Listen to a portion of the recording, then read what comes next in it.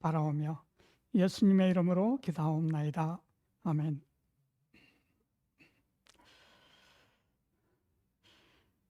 자, 안녕하세요. 우리 어린이 설교를 먼저 시작하겠습니다. 자, 오늘 또 우리 엘리사 선지자에 관한 이야기를 하나 해볼까 합니다.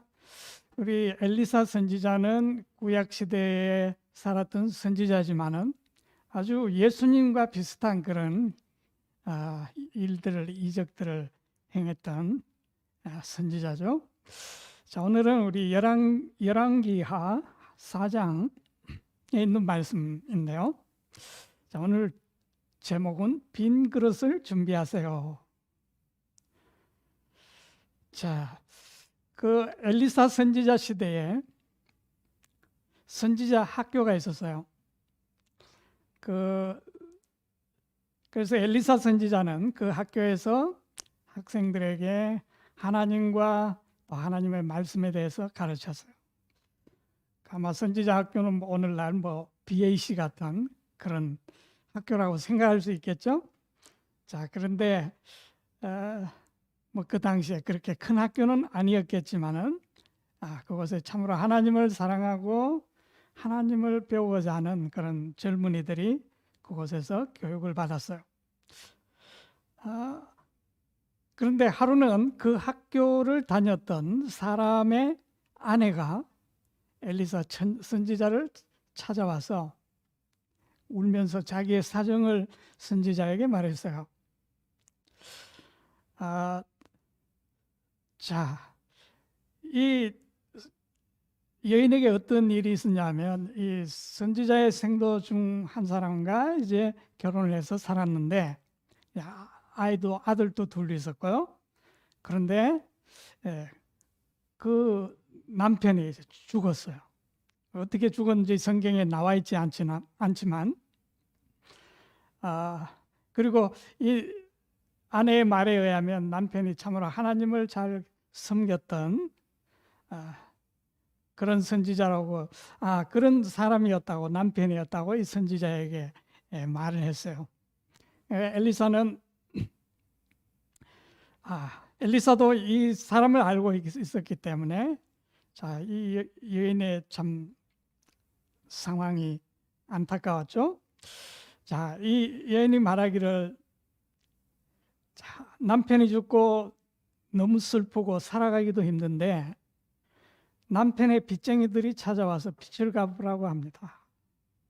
만일 빚을 갚지 않으면 나의 두 사랑하는 아이들을 노예로 데리고 가겠다고 그렇게 사람들이 말을 했어요. 빚쟁이들이. 자, 그래서 이 엘리사 선지자가 이 여인에게 물었어요. 자, 내가 당신에게 그럼 어떤 일을 해줬으면 좋을까요? 자, 당신 집에 남아있는 것이 무엇입니까? 이렇게 물어봤죠. 자, 그때 이 여인은 이제 우리 집에 있는 모든 것이 다 이제 떨어졌고 이제 남은 것은 오직 기름 한 병만 지금 남아있다고 그렇게 말했어요. 자, 그러자 이제 선지자는 그 여인에게 이렇게 말했어요. 자, 지금 집으로 돌아가서 두 아이들과 함께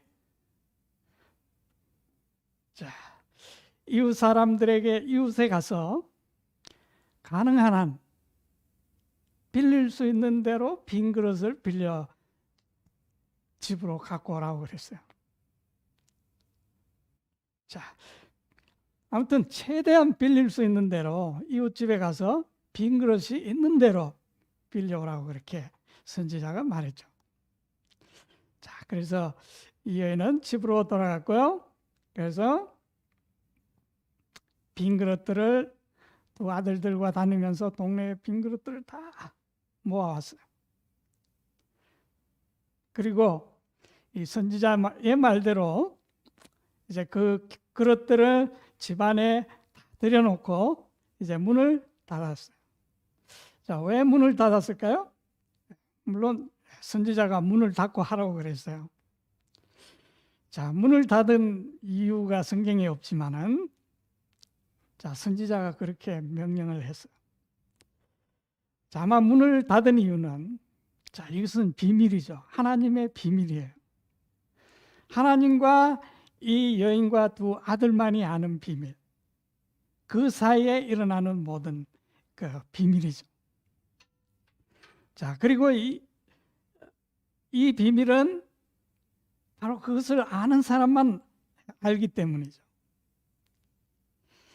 자, 예수님도 우리에게 우리가 무엇이 필요할 때는 골방에 들어가서 문을 닫고 하늘에 계신 우리 아버지께 간절히 기도하라고 그렇게 말씀하셨죠.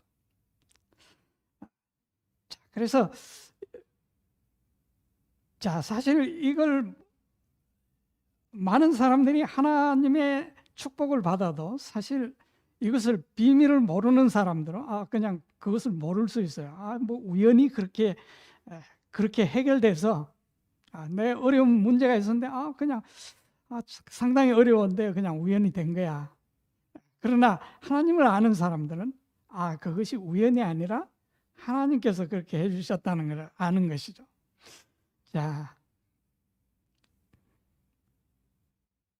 자, 그리고 이제 자기 집에 남은 그 한 병의 기름을 들고 이제 그 빌려온 그릇들에 붓기 시작했습니다.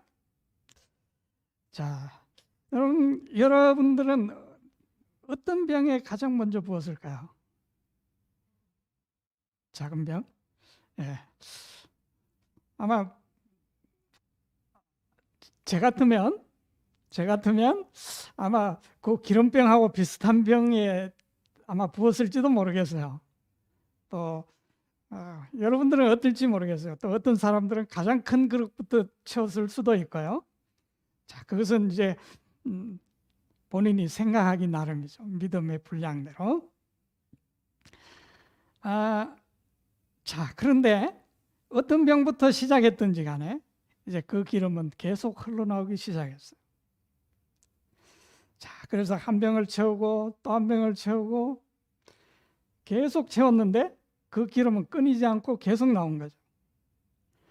자, 그래서 드디어 마지막 남은 그릇까지 가득 채웠어요.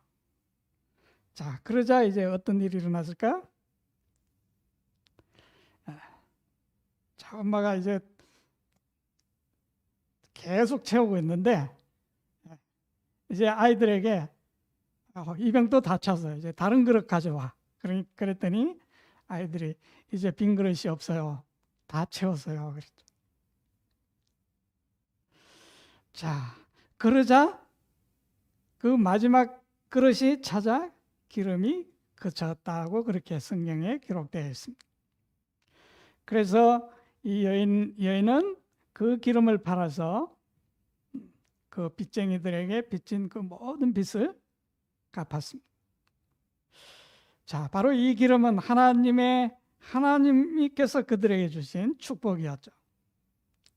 자, 그런데 우리가 여기서 알 수 있는 것은 하나님의 축복은 자, 우리가 준비된 그릇만큼만 받을 수 있다는 거죠.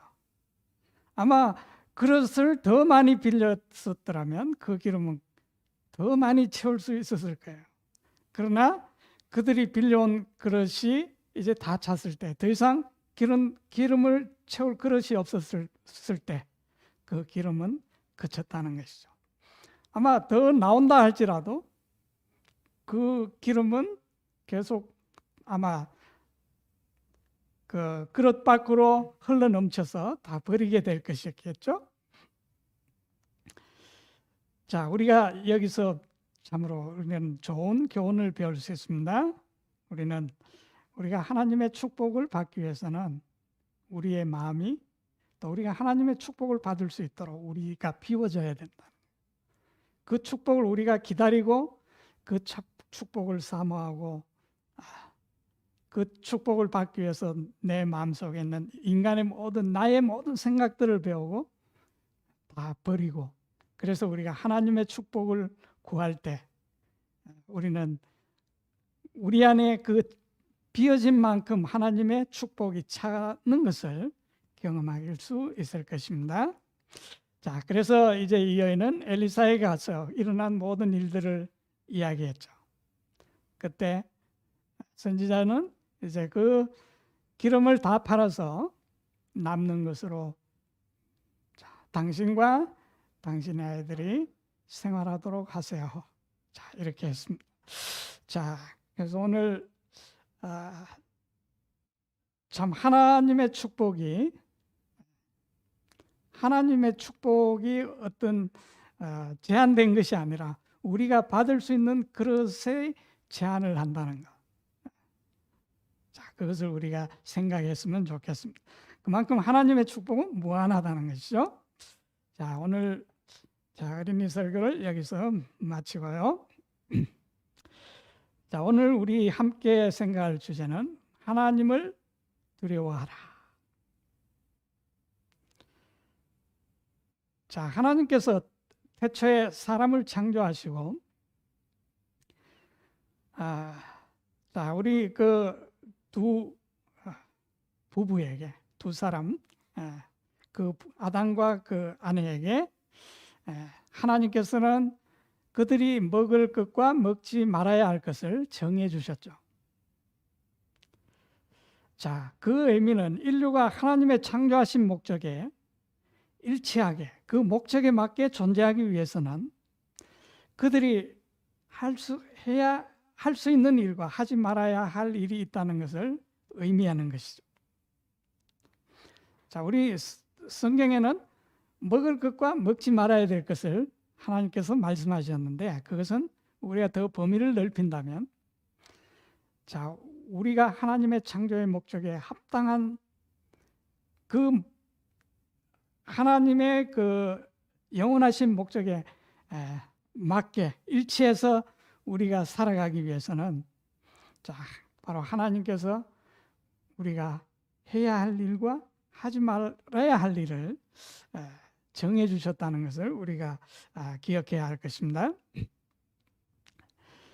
자, 우리 창세기 2장 17절에 보면 선악을 알게 하는 나무의 열매는 먹지 말라. 내가 먹는 날에는 반드시 죽으리라 하시니라. 자, 우리가 어떤 전자제품이나 어떤 물건들을 구입하면, 자, 그 물건에 대한 설명서가 따라오죠. 그래서 이 물건으로 할 수 있는 일과 또 할 수 없는 일, 하지 말아야 할 그런 것들을 거기에 설명서에 적어 놓게 됩니다. 자, 그런데 우리가 그 설명서에 그런 용도로 사용하지 말라고, 또는 그 취급함에 있어서 그 제품이 망가질 수 있는 그러한 어떤 취급을 하지 않도록 했는데, 그것을 우리가 어기면 어떻게 됩니까? 그 제품이 우리에게 줄 수 있는 그 유용성을 훼손하게 되는 거죠. 그래서 그 물건을 우리가 더 이상 사용할 수 없게 되거나 버려야 할 수도 있는 것입니다. 자, 하나님께서 사람에게 하신 명령은 그분 자신을 위한 것이기 전에 먼저 사람을 위한 것입니다. 우리를 위한 것이죠. 자, 하나님은 사랑이시고 그분의 사랑은 자기를 희생하며 섬기는 이타적인 사랑이기 때문에, 자, 그분의 명령은 전적으로 사람을 위한 사랑의 법인 것을 우리는 알 수 있습니다. 자, 그러므로 아담이 창조받은 후 그가 가진 지식은 하나님의 사랑에 대한 지식뿐이었어요. 그는 그 지식 안에서 어떤 자기의 부족함을 전혀 느낄 수 없었고, 모든 것이 만족스러웠고 행복했습니다. 자, 왜냐하면 그 지식은 참된 진리였기 때문에 그들은 그 안에서 자유롭고, 하나님께서 그들에게 주시려고 하는 모든 축복들 안에서 그들은 평화롭고 또 행복하게 그렇게 삶을 살 수가 있었죠. 자, 우리 그 에덴 동산 중앙에 생명나무가 있었는데요.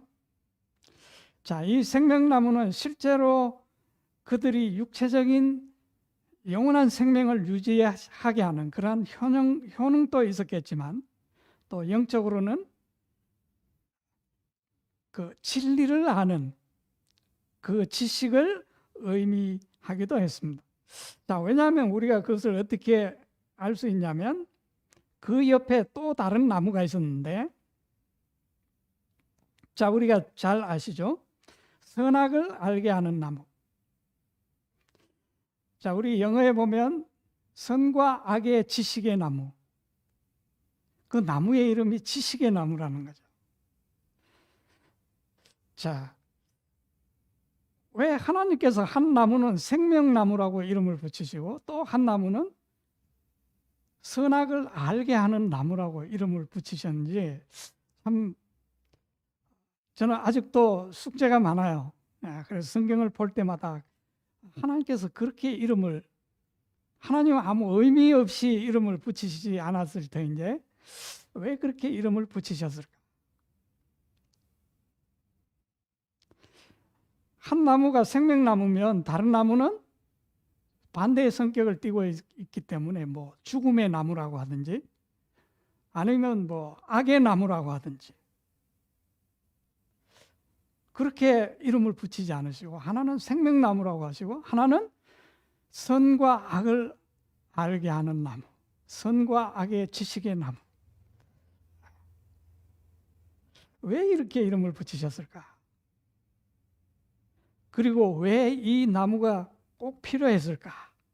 자, 이런 생각을 저는 자주 하면서 이 성경을 보게 되는데요.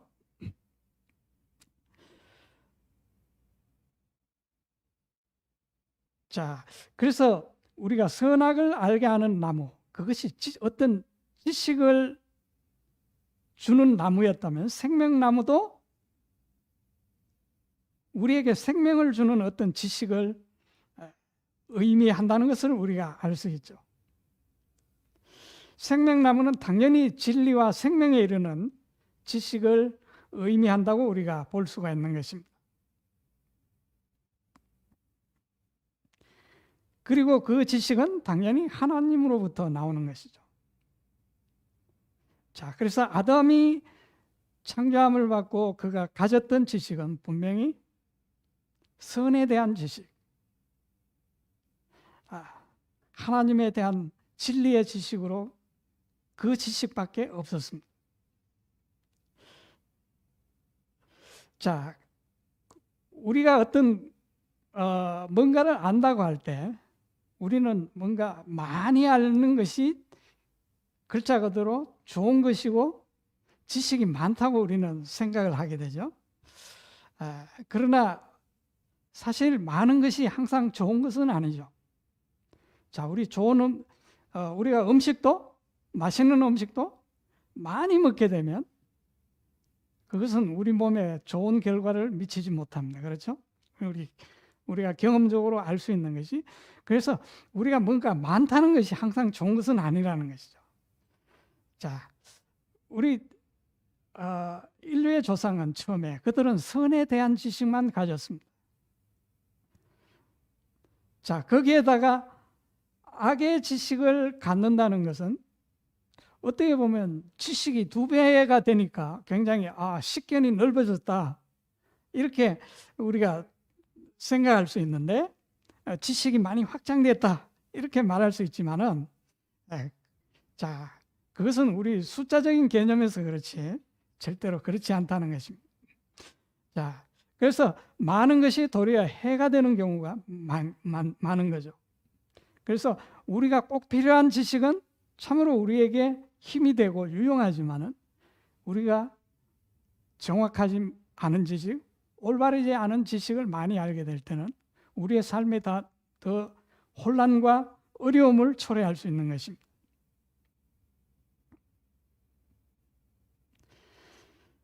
자, 그런데 우리 선악을 알게 하는 나무, 왜 선과 악은 전혀 상반되는 말인데 왜 그 나무가 선과 악을 알게 하는 나무라고 그렇게 했을까요? 자, 우리 창세기 3장에서 뱀이 이렇게 말하죠. 창세기 3장 5절, 너희가 그것을 먹는 날에는 너희 눈이 밝아져 하나님과 같이 되어 선악을 알 줄을 하나님이 아심이니라.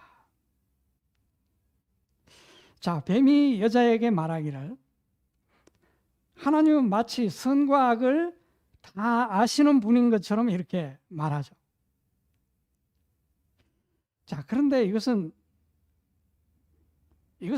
성경에 기록되어 있지만 하나님의 말씀이 아닙니다. 그렇죠? 이거는 지금 뱀 안에 지금 말하고 있는 사단이 여자에게 하고 있는 말이라는 것을 우리 기억해야 될 것입니다. 하나님은 선과 악을 모두 아시며, 뱀이 하는 말입니다. 너도 하나님처럼 되려면 이 선과 악을 알아야 한다고 말하는 거죠. 자, 이것이 바로 뱀이 한 말입니다. 하나님이 선악을 아신다. 자, 그러나 성경은 세상을 창조하셨던 하나님에 대해서 이렇게 말씀하고 있죠. 바로 하나님의 아들 천지를 창조하신 그 하나님의 아들에 대해서 성경은 이렇게 말씀하고 있습니다. 고린도전서 5장 21절, 하나님이 죄를 알지도 못하신 이를 우리를 대신하여 죄로 삼으신 것은 우리로 하여금 그 안에서 하나님의 의가 되게 하려 하심이라. 자, 그 하나님의 아들에 대해서 천지를 지으실 때 거기 함께 하셨던 그 아들에 대해서 그분은 죄를 알지 못하시는 분이시라고 말씀하고 있어요. 그분에게는 전혀 악이 없으십니다. 그리고 악이라는 것을 알지도 못하시는 분. 자, 그런데 여기 선악을 아는 자가 있어요. 그 누굽니까? 바로 지금 뱀을 통해서 말하고 있는 사단이죠.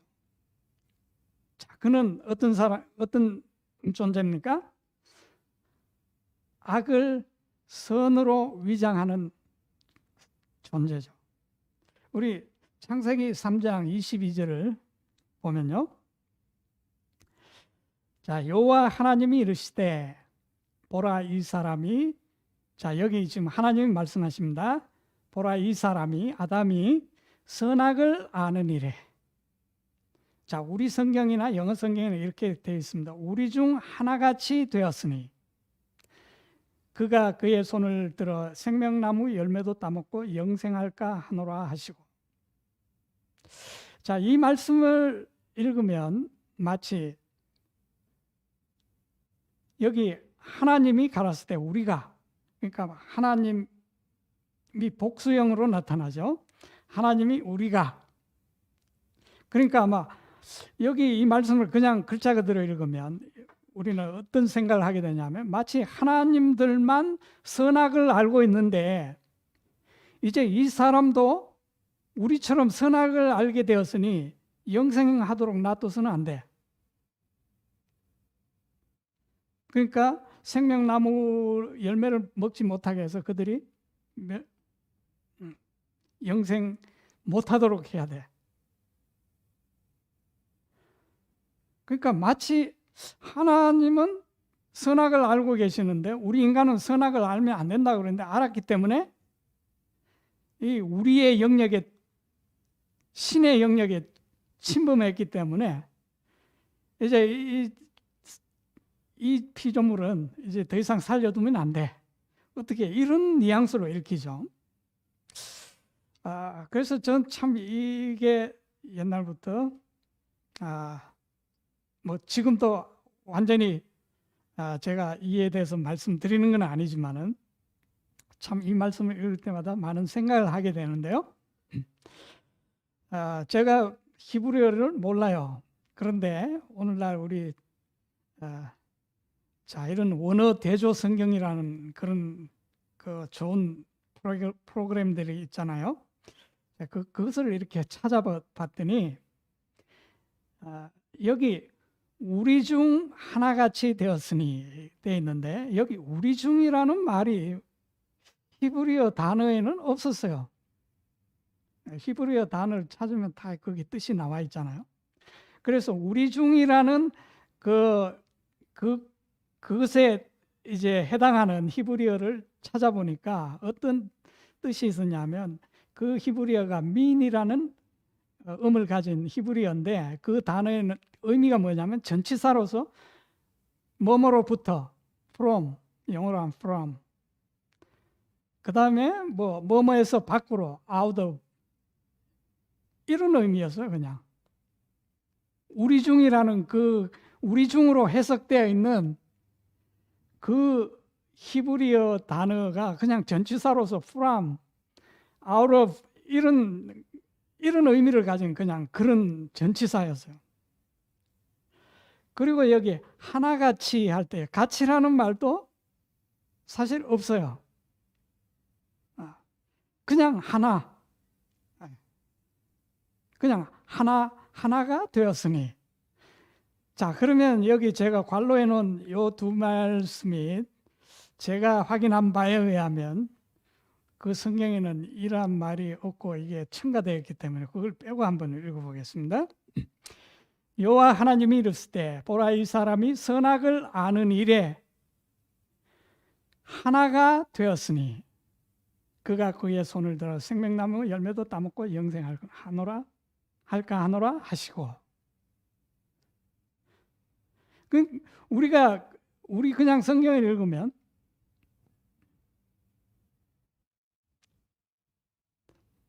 우리가 그렇게 오해할 수 있다는 거죠. 하나님처럼 똑같이 되었기 때문에 얘들은 이제 우리의 영역에 침범했기 때문에 더 이상 두면 안 돼. 마치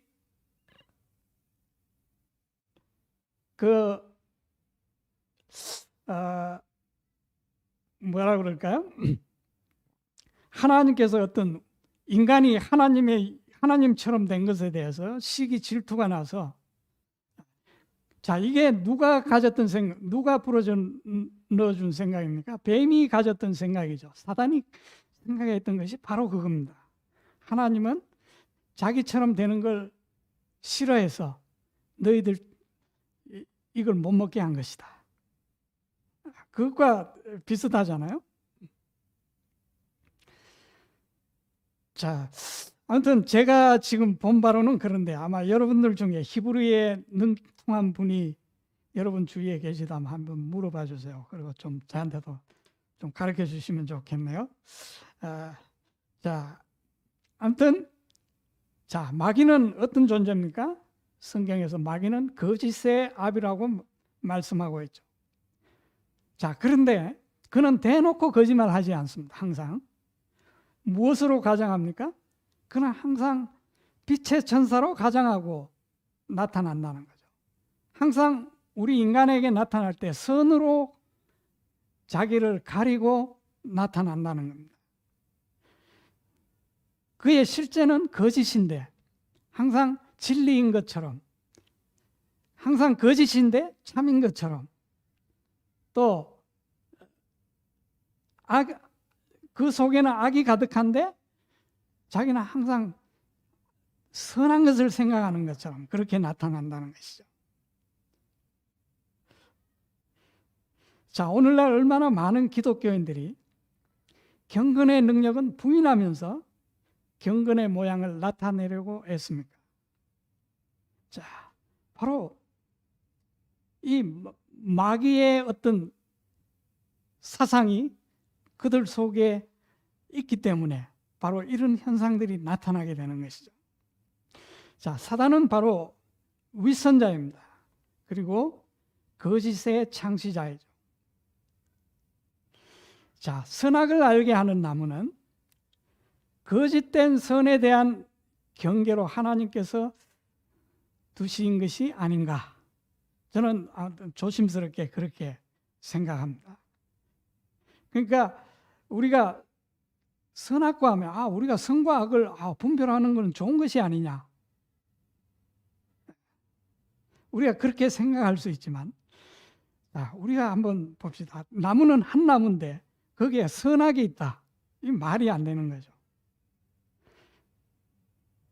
선과 악이 같이 존재할 수 있습니까? 자, 그것이 같이 존재한다면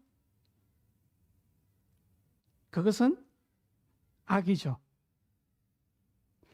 자, 선은 절대 악의 도움을 받지 않습니다.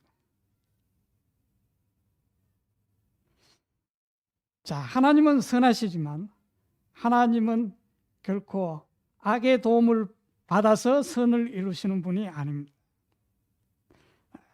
그분은 그분이 가진 선을 가지고 모든 것을 선하게 만드시는 것이죠.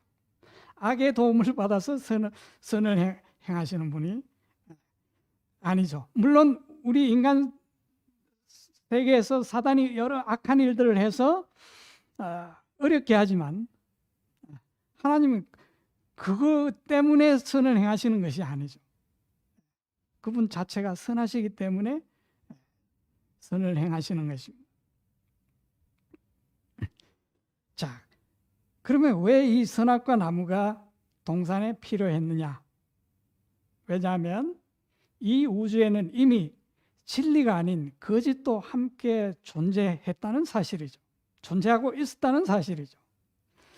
자, 우리 그 거짓을 또 우리 성경에서 찾아보면 이사야 5장 20절 악을 선하다 하며 선을 악하다 하고 어둠으로 빛을 삼으며 빛으로 어둠을 삼고 쓴 것으로 단 것을 삼으며 단 것으로 쓴 것을 삼는 자들에게 화가 있을지어다. 자, 누구에게 저주가 있다고 말씀합니까? 자, 그들이 뭐라고 말하죠? 여기 그들이 부른다 그랬으면 콜이라고 여기 말했죠. 자, 이것은 우리 창세기에 나오는 태초에 하나님이 가라사대 말씀하신다는 말과 똑같은 뜻이에요. 그러니까 그들이 말한다는 거죠. 무엇을? 악을 선이라고 말하고 선을 악이라고 말한다. 자, 이것은 완전한 거짓이죠. 어떻게 악이 선이고 선이 악이 될 수가 있냐 이거죠. 그렇게 말하는 것은 이것은 철저한 완전한 거짓을 말하는 자들. 자, 그래서 우리 태초의 인류는 바로 그 선악을 알게 하는 그 나무에 가서 거기서부터 뱀이 거짓의 아비가 말하는 진리가 아닌 거짓말을 들었어요. 그리고 거짓을 보았습니다. 그리고 진리를 거짓과 바꾸었죠. 그래서 악을 선이라 부르고 선을 악이라고 부르게 된 것입니다. 그리하여 그들은 거짓과 하나가 된 것이죠. 자, 그들이 선악을 아는 하나님 중에 한 사람 한 분처럼 된 것이 아니라 바로 그 거짓과 하나가 된 것이죠. 그래서 우리 창세기 3장 22절을 우리가 그렇게 봐야 되지 않냐. 좀 이제 제가 그런 생각을 말씀을 보면서 하게 되었습니다. 자, 그래서 우리 인류의 시조가 거짓과 하나가 됨으로 인해서 진리이신 하나님을 대하는 것이 태도가 바뀌어져 버렸어요. 두려워졌죠. 자, 우리 창세기 3장 10절 그들이 그 열매를 먹은 후에 어떤 일이 일어났습니까? 자, 하나님께서 그들을 찾으셨을 때 그들이 말하기를 내가 동산에서 하나님의 소리를 듣고 내가 벗었으므로 두려워하여 숨었나이다. 자, 그들은 하나님을 두려워하게 됐다는 거죠. 자, 다시 말하면 진리를 보면 두려워서 피하게 되고요. 오히려 어둠과 가까워지고 어둠이 그들에게 더 친숙해지는 그런 본성을 갖게 된 거죠. 자, 바로 이것이 오늘날 우리 속에 있는, 우리 육신 속에 있는 두려움의 그 원인인 거죠. 그래서 우리가 하나님의 음성만 들으면 깜짝깜짝 놀라잖아요. 성경 말씀 보면 뭔가 양심이 콱 찔리고 뭐 가슴이 뜨끔하고 이렇게 하는 것이, 자, 사실 그것이 좋아서 그런 것이 아니고, 좋아서 놀라는 것이 아니라, 뭔가 우리는 그렇게 될 때 우리 인간 본성은 피하고 싶어 하는 거예요. 숨고 싶고. 자, 왜 그러냐면 우리 안에 있는 거짓된 지식 때문에. 자, 우리가 선악을 아는 일에 하나님과 같이 되었기 때문에 하나님이 시기 질투해서 우리를 벌하려고 쫓아다니는 분으로 오해하고 있기 때문에,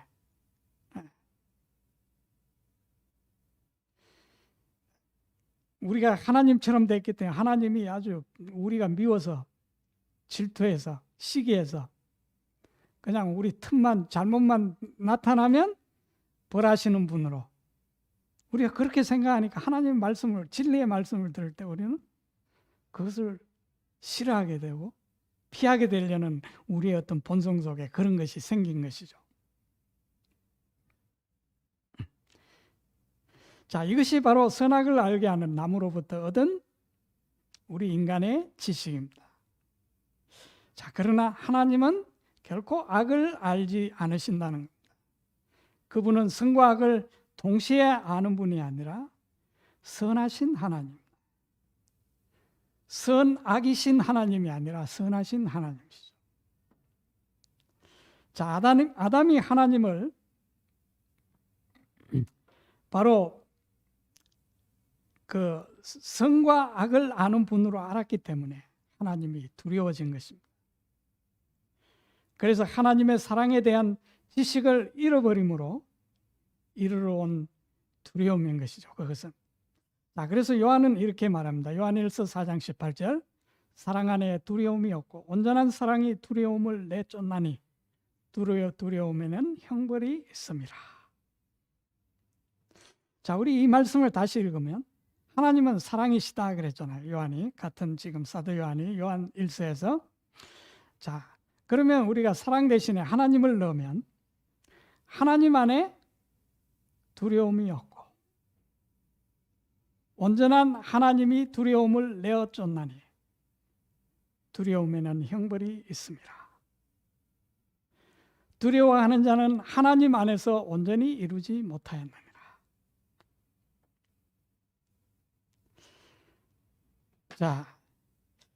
자, 그러나 진리의 하나님은 우리를 벌하려고 우리를 찾아오시는 것이 아니라 사실 우리를 그 두려움에서, 그 오해의 어두움에서 우리를 구원하시기 위해서 찾아오시는 것이죠.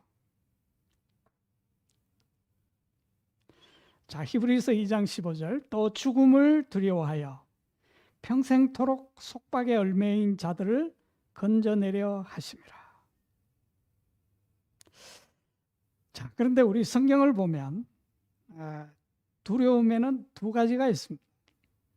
자, 우리 지금 보았던 이런 두려움, 첫째, 우리 죄인이 가지고 있는 그 자연적인 본성이 가지고 있는 그 두려움, 제가 앞에서 언급한 그런 두려움들이죠. 자, 왜 거기엔 두려움이 있냐? 거기에는 형벌이 있기 때문이죠. 그래서 우리는 그 잘못된 지식은 항상 하나님이 우리를 벌 주시지 않을까 하는 두려움 때문에 하나님을 자꾸 피하게 되는 그런 두려움인 거죠.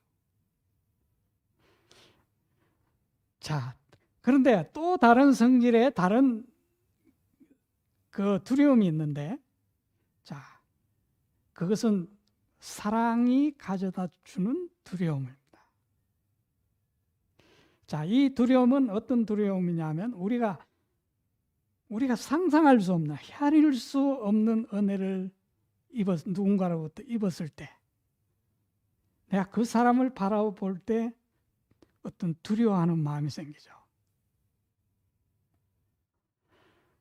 또 내 행위가 전혀 없었는데, 내가 어떤 선물을 받을 전혀 어떤 그런 가치 있는 일을 또 안 했는데, 나에게 엄청난 호의나 선물이 그리고 사랑이 부어질 때 느끼는 감정이 있습니다. 바로 그것이 두려움이죠. 그래서 첫 번째 두려움은 정말 피하고 싶은, 같이 있고 싶지 않은 그런 두려움이죠. 그런데 이 두 번째 것은 정말 함께 하고 싶은 두려움.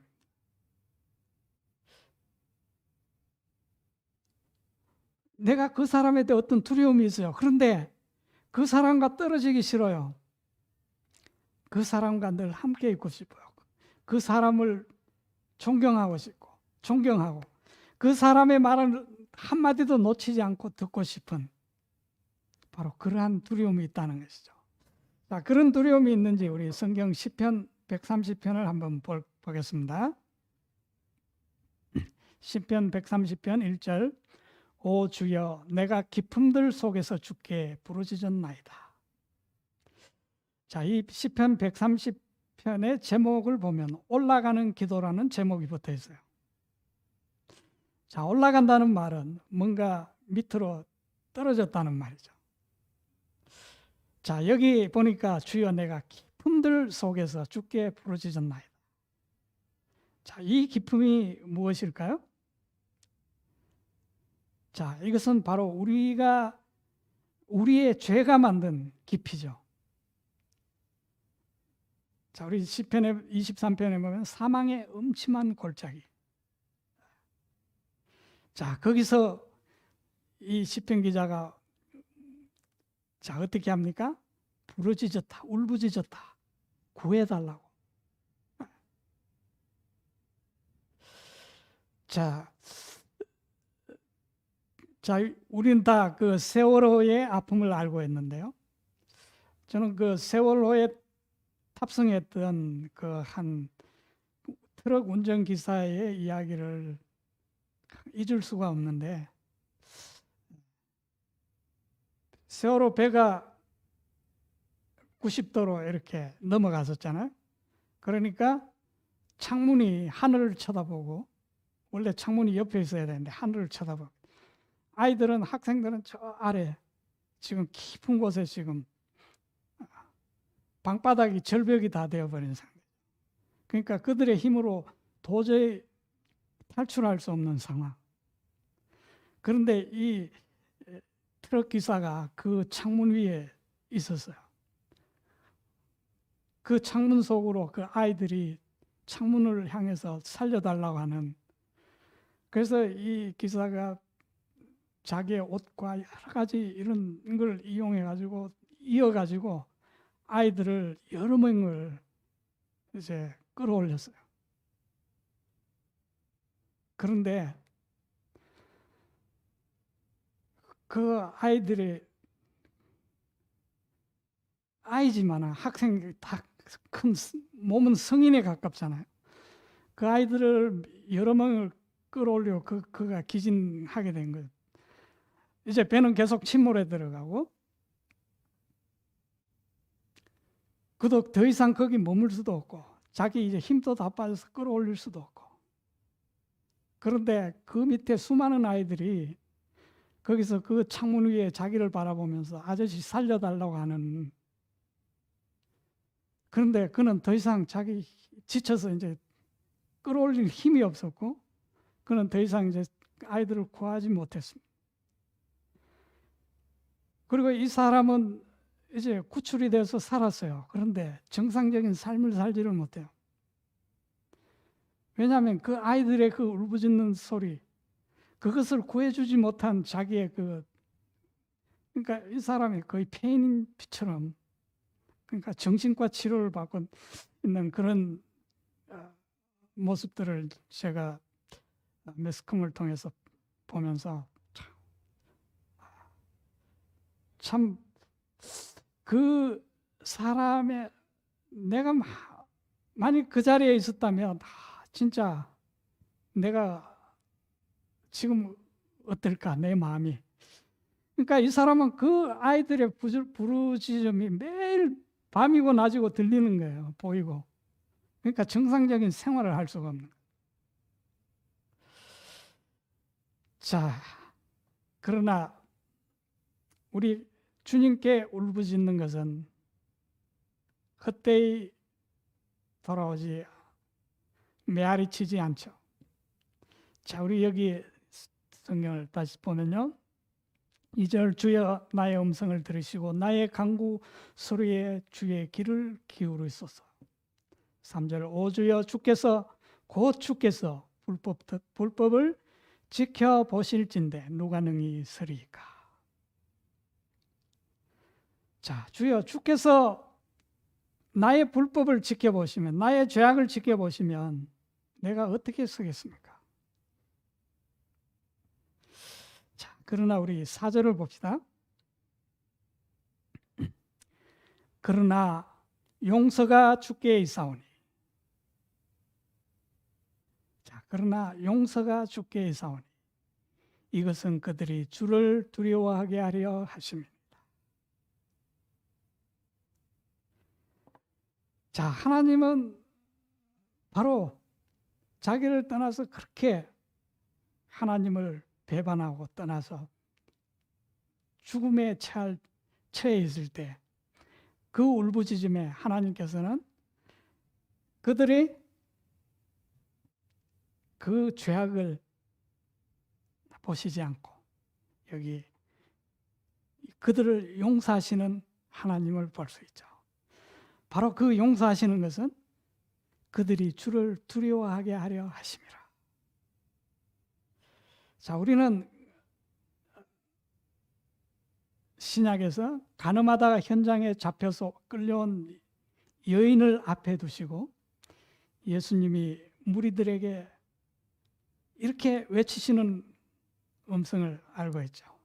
너희 중에 죄 없는 자가 먼저 돌로 쳐라.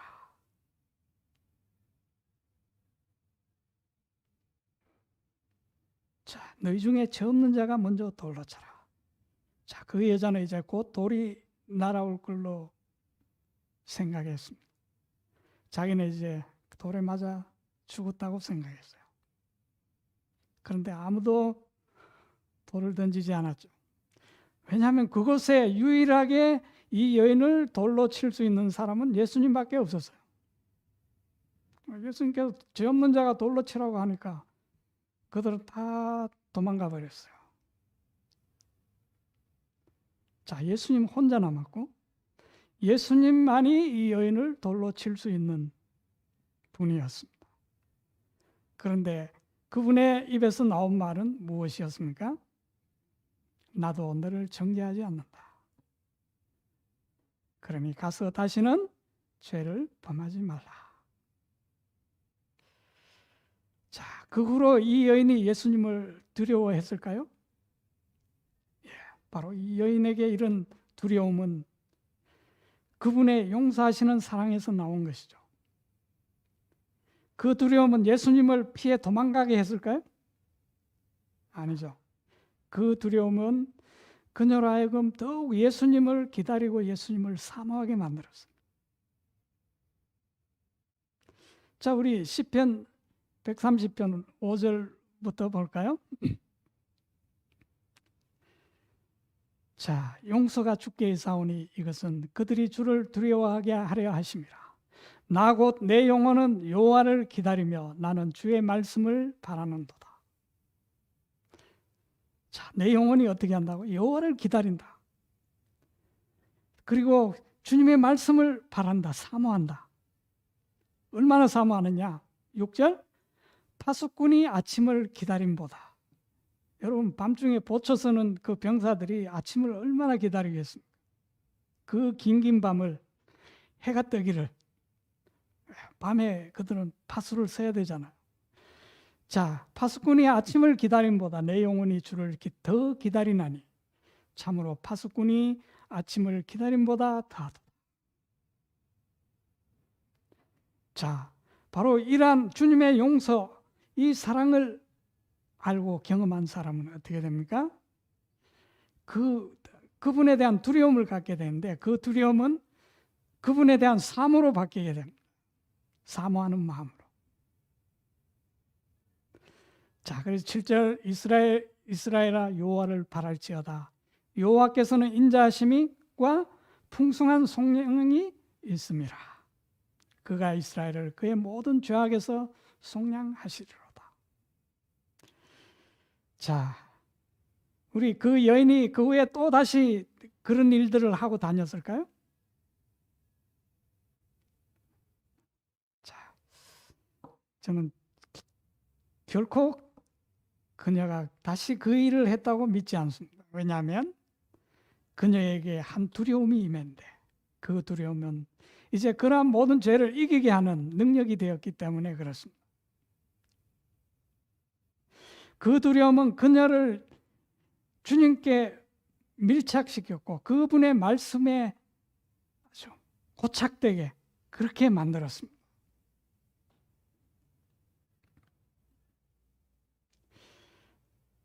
자, 시편 103편 17절 주의 긍휼은 그분을 두려워하는 자들에게 영원부터 영원까지 임하며. 자, 주의 긍휼이 누구에게요? 그분을 두려워하는 자, 참으로 하나님의 그 엄청난 은혜를 경험한 자들에게 영원부터 영원까지 임한다. 자, 그래서 그들로 하여금 어떻게 만듭니까? 그 두려움은 그분의 언약을 지키고 그분의 명령들을 기억하여 행하게 하는, 바로 그들이 의를 행하게 하는 능력이 되는 것이죠. 자, 이것이 바로 영원한 복음인 것이죠. 우리 마지막으로 요한계시록 14장 6절 또 보니 다른 천사가 공중에 날아가는데 땅에 거주하는 자들 곧 모든 민족과 종족과 방언과 백성에게 전할 영원한 복음을 가졌더라. 자, 한 천사가 공중에 날아가는데 모든 민족, 종족, 방언, 백성, 여기에 범죄에 예외되는 사람이 없죠. 그들을 위한 영원한 복음을 가졌는데, 자, 그가 그 복음을 외치기 시작합니다. 7절 그가 큰 음성으로 이르되 하나님을 두려워하라. 그에게 영광을 돌리라. 이는 그의 심판하실 시간이 이르렀다. 자, 영원한 복음을 가진 천사가 외치기를 하나님을 두려워하라. 자, 왜냐하면 그의 심판의 시간이 이르렀다. 자, 하나님은 의로우시기 때문에 그분의 심판도 의로우시죠. 자, 그분의 심판은 죄인에게 벌을 내리심으로 심판을 하시는 분이 아니라, 자, 죄인을 의롭게 만드시는 심판을 하시는 겁니다. 죄인을 의롭다 하심으로 그분은 그 심판을 공의롭게 만드시는 분이죠. 이 세상의 심판은 어떻습니까? 죄인에게 그 죄에 합당한 벌을 내림으로써 심판을 하지만, 자, 우리 하나님은 그 죄인을 의롭게 만드심으로 심판하시는 것이 하나님의 의로우신 심판인 것입니다. 자, 바로 큰 음성으로 말하기를 하나님을 두려워하라. 다시 말하면 두려워한다는 것은 이 하나님의 용서하시는 이 엄청난 사랑을 받으라는 것이죠. 자, 바로 이 두려워하라는 말 속에 우리 시편 130편에 읽었던, 자, 여러분들이 한번 시편 130편을 시간 나시면 더 곰곰이 한번 읽으시면서 명상해 보시기를 바랍니다. 자, 그러면 우리가 여기 하나님을 두려워한다는 것이 무엇인지 더욱 우리가 알 수 있을 것입니다. 자, 이 영원한 복음을 가진 천사가 여기 큰 소리로 외치고 있죠. 왜 큰 소리로 외칩니까? 모든 사람이 듣도록 하기 위해서. 바로 천국 복음은 모든 사람을 위한 것입니다. 자, 세상 끝이 가까울수록 자, 이 복음은 더욱 크게 외쳐야 합니다. 자, 만일 누군가가 모르고 벼랑 끝으로 계속 가고 있다면 우리는 어떻게 해야 합니까?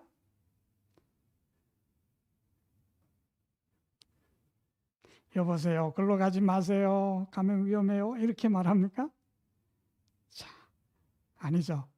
그 사람이 더 그 위험, 그 끝으로 향하면 향할수록 자, 우리의 소리는 더 높아져야 되는 것이죠.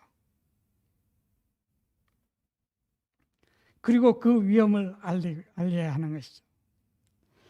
자, 그와 마찬가지로 자, 이 기별은 세상 모든 사람들이 듣고 구원을 얻을 수 있도록 크게 외쳐져야 하는 것입니다. 자, 왜 그렇습니까? 이것이 복음이기 때문에 그렇습니다. 자, 이 복음이 오늘 우리 모두 안에 주의 말씀으로 임해 와 있고, 자, 그 말씀이 지금 우리 안에 있습니다. 자, 우리가 그 말씀을 우리는 입으로 시인하고 마음으로 믿을 때, 그 복음은 우리 안에 이제 우리 안에서 하나님을 두려워하게 경외하도록 만들 것이고, 그것은 우리로 하여금 모든 이 세상에 우리를 파멸시키는 그러한 죄악들로부터 우리를 지켜줄 것입니다. 그래서 참으로 우리가 하늘과 땅과 바다와 물들의 근원을 만드신 이를 경배하고, 또 다른 사람들에게 그 우리의 예배에 참여시킬 수 있는 우리 모든 성도님들이 다 되시기를 간절히 바라면서 말씀을 마치겠습니다.